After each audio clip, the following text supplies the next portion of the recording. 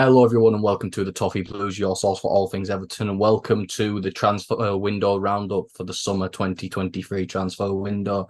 Um, a bit of a mixed bag, really, and I think if you saw the live stream on deadline day, you'll know a few of the people, including mine, on the channel's opinion about the whole deadline day debacle. But I think, going into it, I think the first thing to talk about, and I'm joined here with 1878 Blues and Josh, is that it's a thing where we're in a situation where we had a lot of holes to replace and a lot of changes to make. And unfortunately, people like Paul have said that on the channel 100 times already, is the fact that unfortunately, sometimes we're not able to do all of that in a transfer window. But, before we get started, what were your two's expectation going into the transfer window, what we really needed? And do you think we brought that in? I think just it was going to be a difficult window. I think my expectation was just it was going to be a very, very tough window. We had a lot of players that I think we wanted to move on, one or two that we wanted to hold on to for sure, and then a lot of positions that we wanted to fill. So it was going to, and our money situation and business side of things, it's no secret we're not in the best situation currently. So it was always going to be difficult, I think. And it's one of the things where Everton don't, I mean, we don't get told exactly what the situation is. So there's a lot of guessing to be had. But I think from what we know, it definitely wasn't going to be the easiest with how much we wanted to pay. And I think people having seen our position in the last couple of seasons, they know we need players, especially the teams that we have managed to best and have gone down, in place of us. Like the Leeds and the Southamptons, where we might turn to get a good deal from. They know the situation we're in, just as well as anyone else. So they want to push for as much money as possible for players that we want, and all the teams want to take advantage of us in other ways as well. So it's one of them where it was just going to be a tough window all around. Yeah, I agree with that. At the end of the day, I think realism has to come into play with this. I think a lot of teams outside or in the Premier League will look at the way we've dealt with this transfer window, that we're instantly getting relegated. We're signing players which are past the best and whatnot, and players who are quite unknown as well with this league, and it's all a bit of a risk there and then. To me as an Everton fan, I'm reasonably pleased. I think we all knew that the transfer market, and someone told me that it's like a game of poker. Nothing is clear cut. With obviously the financial constraints we're going through at the moment, everything's quite structured. I've joked about it that we use Klarna to pay for all of our players at the moment. But I think realistically, you're not going to get rid of everyone and then bring everyone in. I think the likes of Nottingham Forest they're in a very different situation at the moment, and I don't think that would be best suited for this club. And I don't think we could even do what they've done anyway, in terms of, like I said, the FFP and whatnot. But reasonably happy with it. I think we've got a number of positions where we've improved, you could say, or it's not proven to be improved, but there's a potential to be improved. We've took a gamble in one of the signings as well, because like I said, some of them are relatively young, and we've gone with vast experience as well. We've got a good mix. The only concern, and it has been for the past number of seasons, is squad depth. I say a few injuries. It always seems like is a massive hole in that Everton team when there's a couple of key players out. I'm just hoping the players who have come in will provide something for this team instead of being on the sidelines basically and taking a wage. Yeah, and I think, the first thing we'll talk about is the players who left and due to contract expiry or due to loan. And that was Asmir Begovic, Yerry Mina, Conor Cody, Ruben Vinagre, Tom Davis, and Andros Townsend. And I think one thing that immediately stands out there is losing Mina and Cody, especially. And I know Mina was a good player, but never really played because of his injuries. Conor Cody was a lot more divisive for some reason to the fan base than I expected. I remember doing a video on the channel and saying we needed to sign Connor Cody, and it got massively, I think he must have had a bad game or something. I don't remember what it was. Fans were on the no side, and then 3 weeks later, everyone was saying, "Oh, no, no, no, we need to sign him." So it's like he seemed to be a player who he had really good faith in the fans because he had a good start to the season, and him and Tarkowski seemed to work well together. Things, of course, fell off with the Lampard thing, and I think the one I do remember actually the thing that didn't help Connor Cody was I do think it was the whole Bournemouth situation where we lost, what was it, like so much stupid on aggregate to Bournemouth over 2 back-to-back games in the cup and in the league. And yeah, but I think again losing 2 centre backs who were definitely better than what we've got now. You look at everything below. I mean, Branthwaite's unproven, but looked good in the first 2 games he's played. Tarkowski is really good. He's not a miracle worker. He can't command a defence by himself. But then it's Michael Keane and Ben Godfrey. 2 players who, Ben Godfrey's never really been the same since he got a little string of injuries after that July season. And Michael Keane's Michael Keane. We don't need to go on about that. But you were looking at the signings we did bring. Do you think there should have been more effort to bring another centre back in, especially considering Holgate left as well? Well, yeah, I said about the last few days of the transfer market. I said, it depends on Branthwaite, how he plays in the next game or two, or the next game, potentially the Doncaster one. I think, did he play against, Wolves as well, didn't Wolves, he? So yeah. it's kind of like thinking, maybe this is a strategic plan for Dyche to go, if he's proven that he can play in these games, then I have more confidence. He's expecting a dip of form at some point with some players.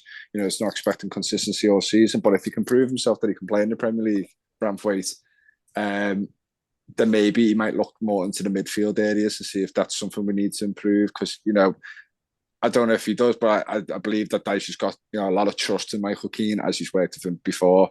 And Godfrey is unproven, but is not really set the world alight for us at the moment. So maybe he's looked more at the midfield options with the likes of Damari Gray and others potentially leaving. But it does worry me, just as you said, the 2 centre-backs getting injured, then you're going to have the likes of Michael Keane and Godfrey coming in, which isn't ideal. And again, the left-back's not too much of a worry for me up to now. I think Mykolenko can learn and adapt. I know he's not a teenager anymore, but I think he's better defensively than attacking sense. But then it depends how Dyche wants to play. If he's going to want wing backs and whatnot, then it's not a job for Mykolenko. And I think Ashley Young can do a reasonably good job. Despite his age, I think he's just a proven Premier League player. He's going to make mistakes. He's not perfect, but I think it's a solid signing, if it's even just for this season. I think it just helps us with that bit of defensive cover and also a potential for him to be attacking as well. And the right back situation, Coleman's not getting any younger, getting injured. I've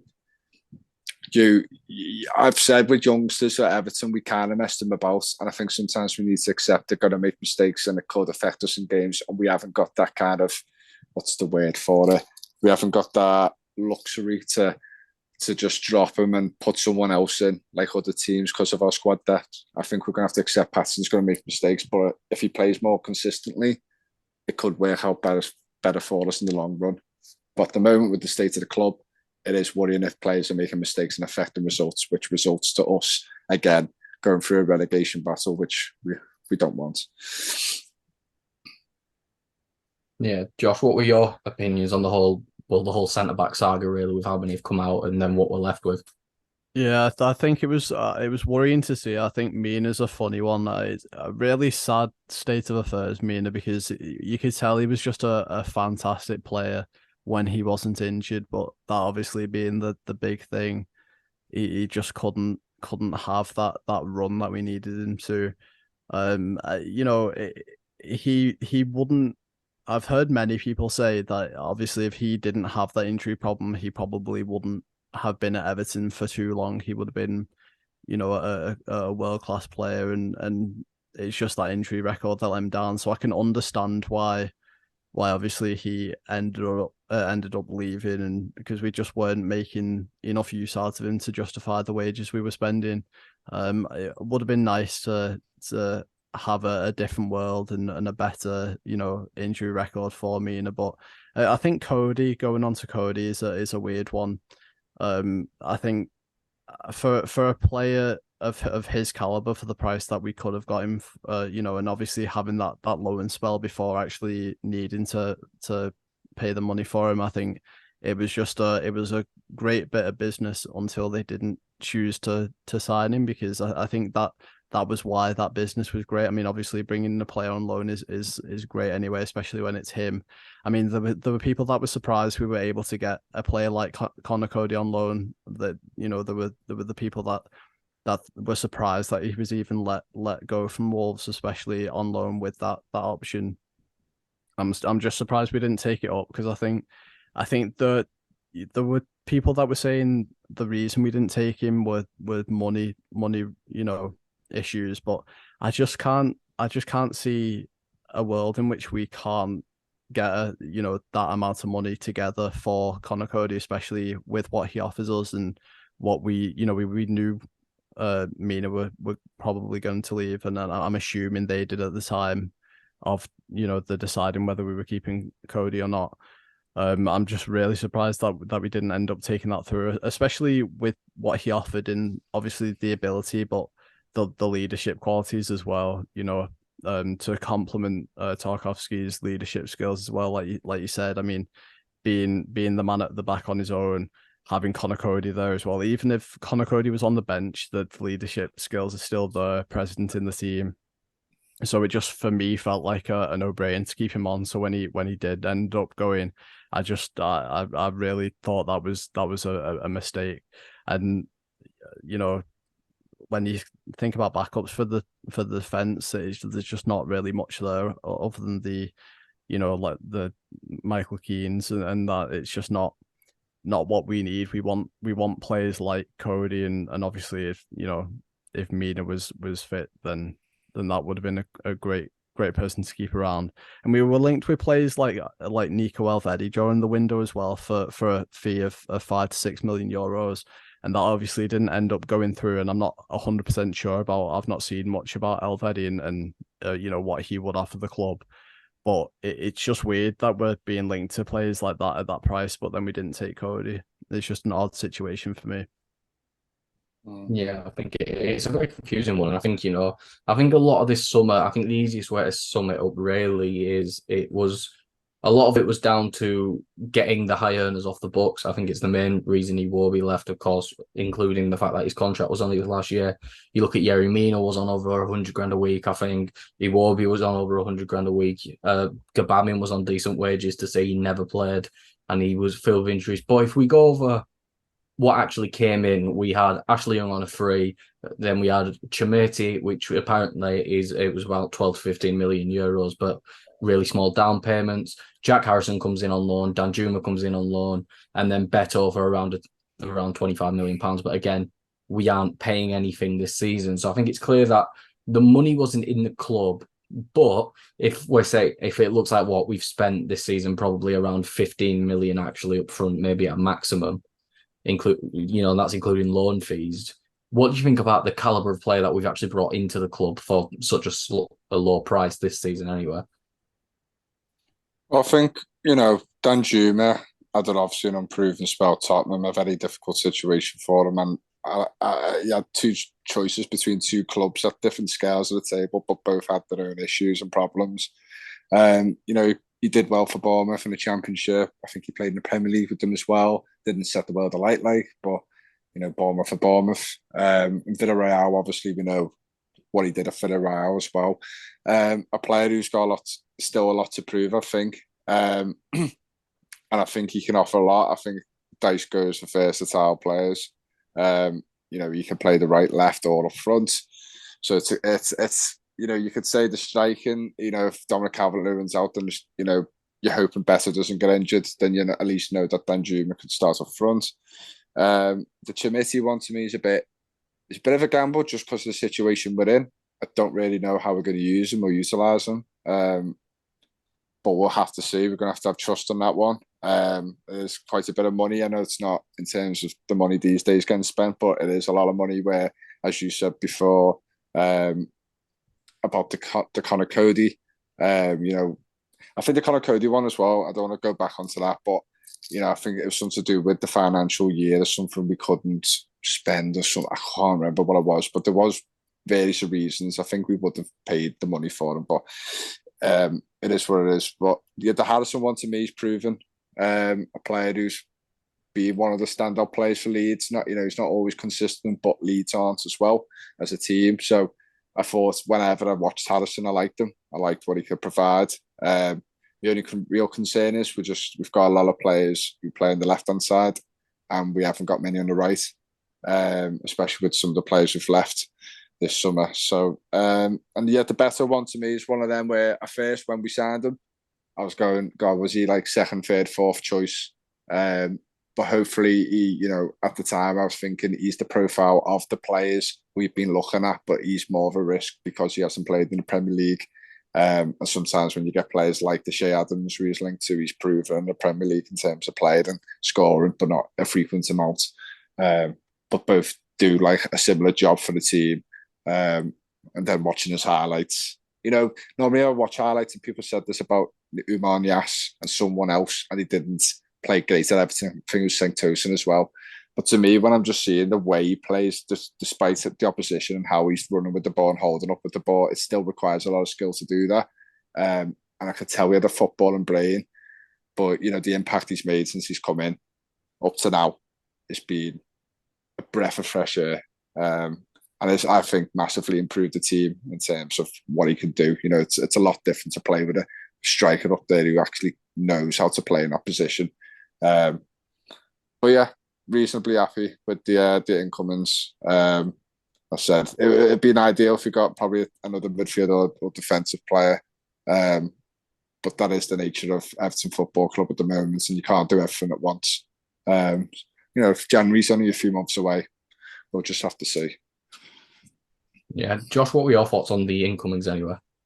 I think incomings, I think from obviously the situation we're in, I think we've actually done quite well. Obviously, there were things we could have done more, but I think from what we've actually done here, we've improved for sure. I think being able to bring in a player like Young on a free without having to do anything for that, I mean, that was just a great bit of business. Obviously, he is aging and he won't be around for too long, but I think he does definitely strengthen a position where Mykolenko, there's been question marks over him. So, and obviously with him being quite he can play multiple positions. He's quite diverse in that sense. So, it was just a great bit of business. I mean, Danjuma as well. Obviously, that was a funny one with what happened last time we tried to get him, but I think already he's proven like he can offer something, and with it being a loan, it might be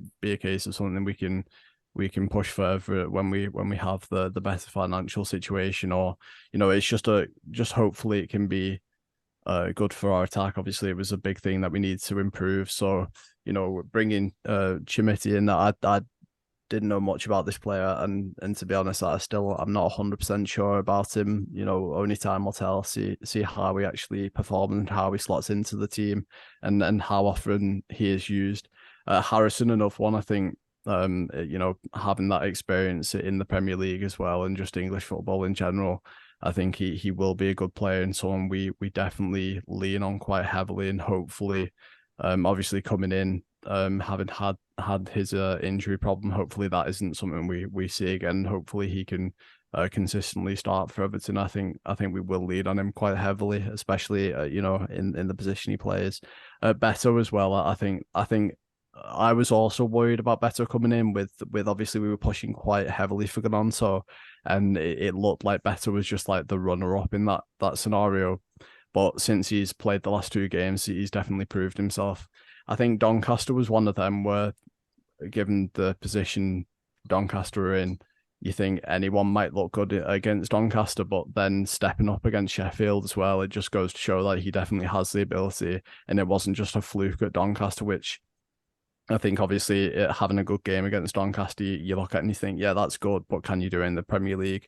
And then he's showing that he can step up in such a quick amount of time as well, because he's not actually been here for that long, and he's changed us already. So it'll be very exciting to see what he can actually do for us. So, now if we move into the outgoings, really, there was quite a few going into the club. Of course, there was the big one of Alex Iwobi on deadline day. Just to go through the list now, we've got Ellis Sims to Coventry for around 6 million, where apparently 3 million, only 3 million of that's up front. Ishe Samuel Smith, I can't say how much, because he was from the Youth Academy for 4 million. Tom Cannon for 7.5 million, with apparently a substantial sell-on clause. And then it was the big one, Alex Iwobi leaving for 22 million, which I believe was including the add-ons. And then, Gabamin had his contract terminated. I don't think anyone really cares, to be honest, about that one. But what were your thoughts on the sales, and of course, especially the one of Alex Iwobi on deadline day? Well, also the Tom Davis one as well, I could say as well. Tom Davis has kind of just been in and out of the team for ages. I didn't think he actually cared. Not cared, but I don't think he had that motivation to step up in the first team. I think he was happy to be on the bench, but this move proves differently. I think, like I said, I thought we would have got rid of him a few years ago, but it hasn't been the case. He's just been used as a squad player. The Iwobi one worries me a little bit, just because I have never really highly rated him, but he's a very different type of player to what we have at the club, in terms of he drives towards the ball, and I think we've missed players like that since the likes of Ross Barkley, like a number 10 kind of figure, even though Iwobi predominantly played on the wing most of the time and cut inside.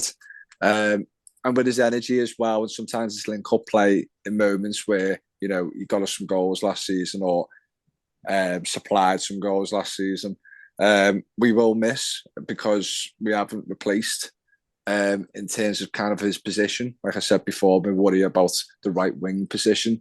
I know you could probably swap some players over there, but no one's really preferred to be on that side. So that is a big worry for me. I am a bit shocked that Fulham spent 22 million on him. I think it was up front, and then his add-ons. If I'm wrong, obviously let me know. But for someone who's on 9 months left of their contract, to get money like that when we bought him for 28 million with the potential add-ons, which I don't think has been open, basically because of our failures at the club in recent years. We haven't achieved goals, which was on his clauses and stuff and his add-ons. So it's a really good deal for us. I just think a few days too short. A few days too late, unfortunately, in the transfer market. I think if it was earlier on the transfer market, I'd be made up. But it just does worry me a little bit on how we're going to replace someone like him, even though financially it's a very good deal for us. Yeah, I don't think it really helps with how long it actually seemed to take on the day for the transfer to be completed as well, where it did seem like at a point Fulham may not complete the transfer on time with how late their announcement came. Everything seemed to come around. It felt like this may be one of those situations where he will be stays until January, and then all of a sudden can leave on a free for foreign clubs. So thankfully we got him. We got, in the end, if you look at the price we actually paid up front for Iwobi, which was around 27 to 30 million, I don't think we paid any of the add-ons, because there was stuff like qualify for the Champions League and stuff. So we kept Iwobi around for 4 or 5 years and only lost 5 million on him, which to say for, you've seen players like Gabamin and Torson, all players we spent big money on, left on a free. To actually recoup most of our money for Iwobi was a big stroke, and especially considering I think if he stayed, he probably would have been dropped out of the side for someone like a Harrison, who does suit Sean Dyche a lot more, can offer more pace down the wing than Iwobi can, and can offer a similar level of creativity. So I think it's the best thing we could have done, really. What are you going to say? Well, sorry, I think Dyche mentioned in his press conference about the players who've left and whatever, and who we had available for the game against Sheffield United. He did seem a bit gutted that Iwobi's left. So I think there was a plan in place for him. I don't know if there's a necessity that he's going to be the first 11, but he's going to be like a squad player overall. But I think over the time, Iwobi's kind of voted this bit of a confidence about himself that he should be playing Champions League football. That's his aim. So I'm a bit surprised that he has moved to the likes of Fulham. Unless it's like, again, a new challenge and it's London where he's obviously from and that. But like I said, the Champions League one where he wanted to play for the club who was competing. I'm surprised like he's went to Fulham, who have got nothing to offer at the moment in time, and I don't think they will be able to be offering any sort of European football in the near future. I think it's a bit cheeky of him to do so as well. Like I saw what he said a few things since joining Fulham in that kind of vein of he wants to push on and like go on to the next challenge in the next chapter and everything, and the way he's speaking, it's like he's pushing forward to, like you mentioned, competitions like that. But I think really, I think for a player of what he's capable of and what he's shown at Everton, like maybe we've not seen all of him, but he really didn't show enough to I think justify some of the comments he's made in that regard. Because if he was playing in the same vein of form as, say, Richarlison, who, if he had mentioned something like that upon leaving the club, you think, yeah, that's Sam, because he can do that. Iwobi saying that kind of stuff has some fans scratching their heads, because like he just hasn't had, like, I think he has had some good performances, and I think he does offer things for the team. But to be looking at Champions League and stuff like that from where he's currently at, I think it's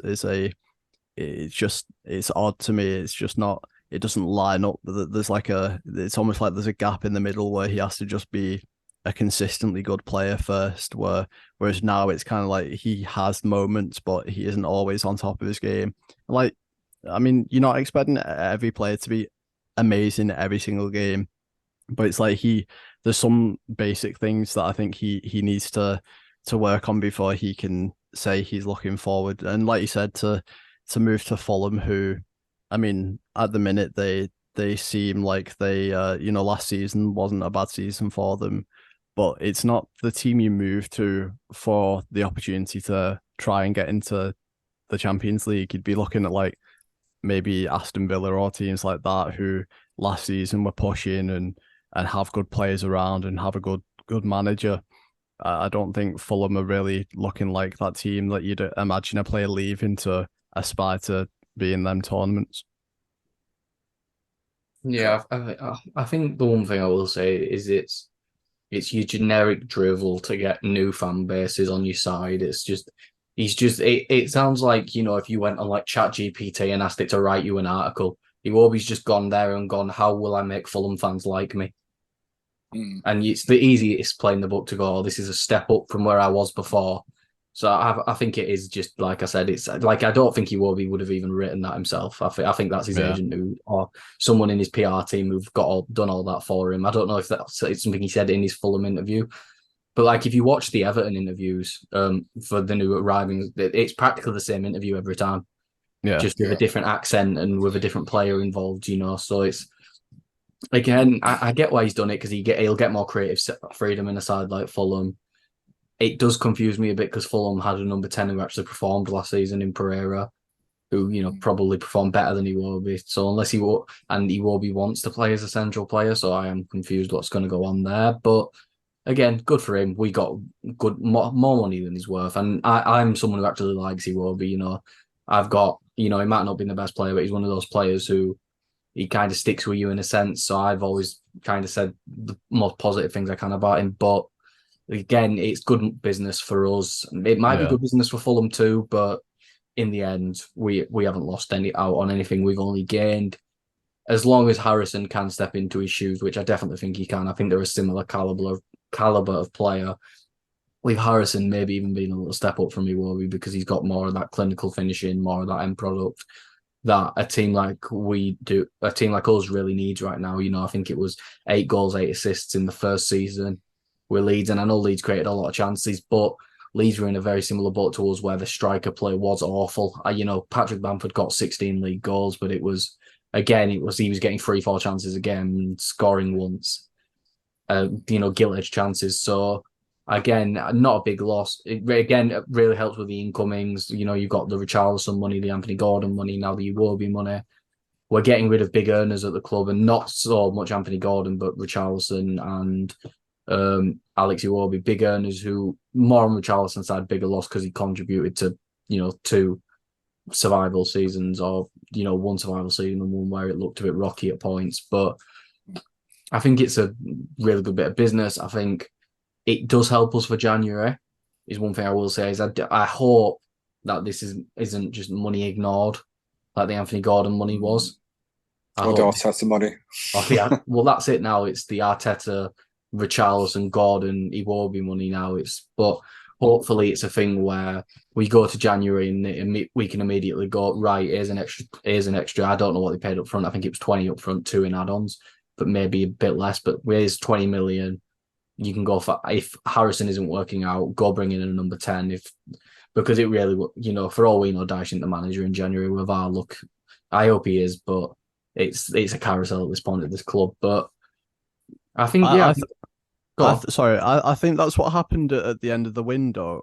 I think we almost tried to use that money, because from what I was seeing, it kind of we could see that Alex Iwobi was making the move, and I think things were getting sorted out on a business level.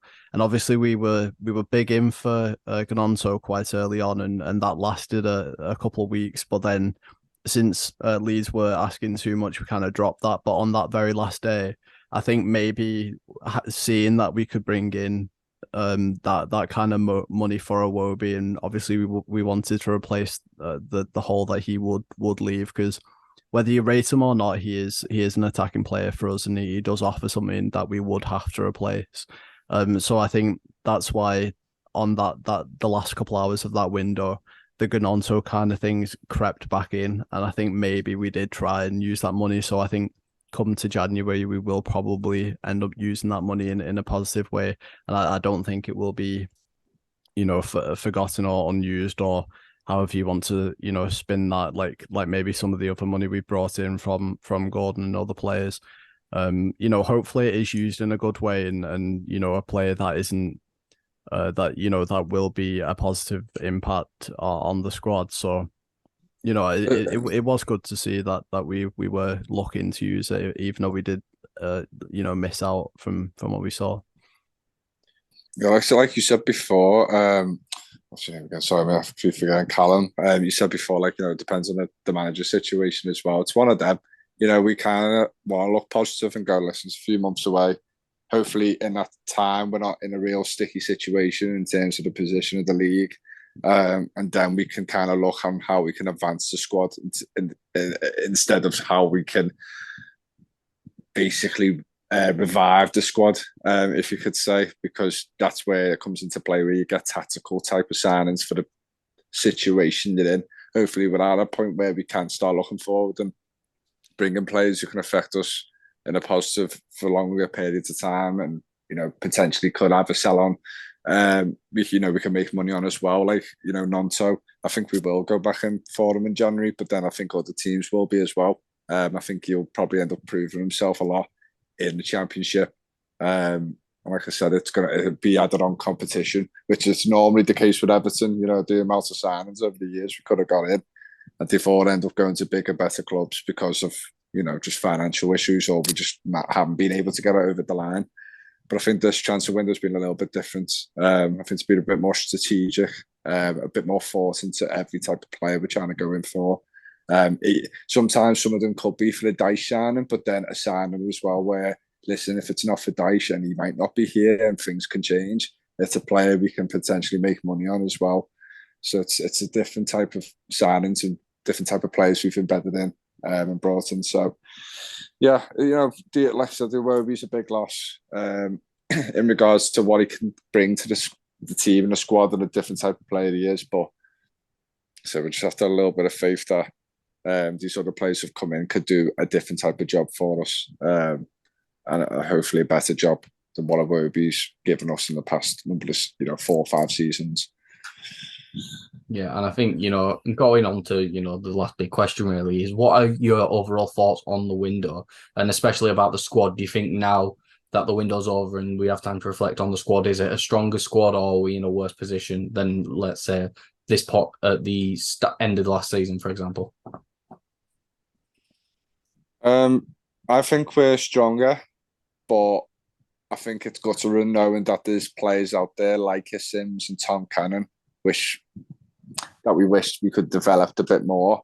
There's a number of players out there been on a number of loans and then they prove themselves in a Premier League side.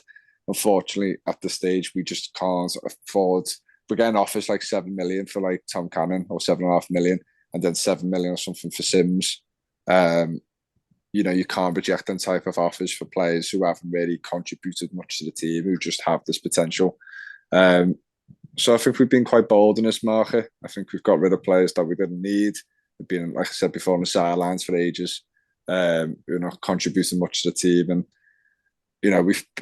we've gone in for positions that all the fans have been crying out for, and which has been kind of obvious as well. But this is never going to be a 10 out of 10 transfer window. There's always going to be, with the state of our squad in the moment and how they've been performing for the past number of years, you'd like to recycle a lot of them and change them over and bring new players in, but it's not realistic. And I think, overall, for like the market the way it is right now and the Saudi Arabian leagues and that, and just the competition to sign anyone is increased. I'm reasonably happy, optimistic, hoping that, like I said, by the time January comes, we're in a better position than what we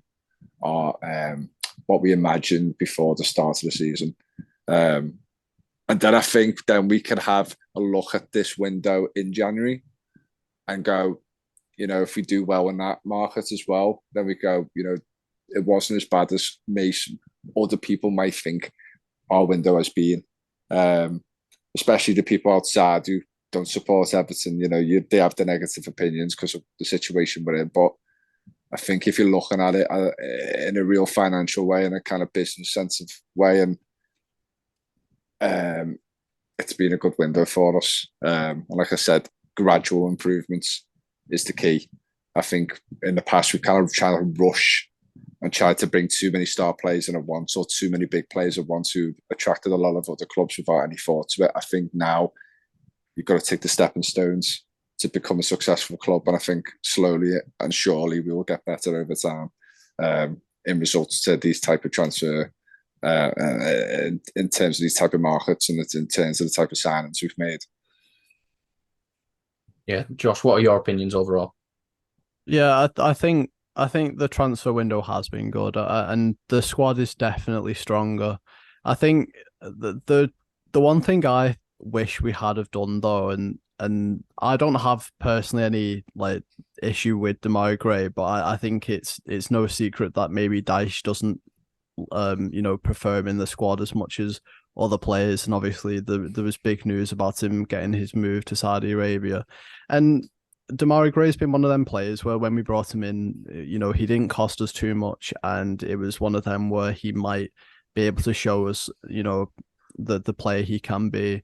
And he's had his moments. He has had some good moments, obviously, some cracking goals and everything. But I think ultimately speaking, he just isn't the player that Dyche wants, and maybe someone we could do with moving on. And obviously, there's been more news even today saying that he's still pushing for that move, with the Saudi Arabian window still being open, but the issue for us was always about if we could get that replacement in. I think it would have been great if we could have I think Suleimana was the main target in to replace Demarai Gray.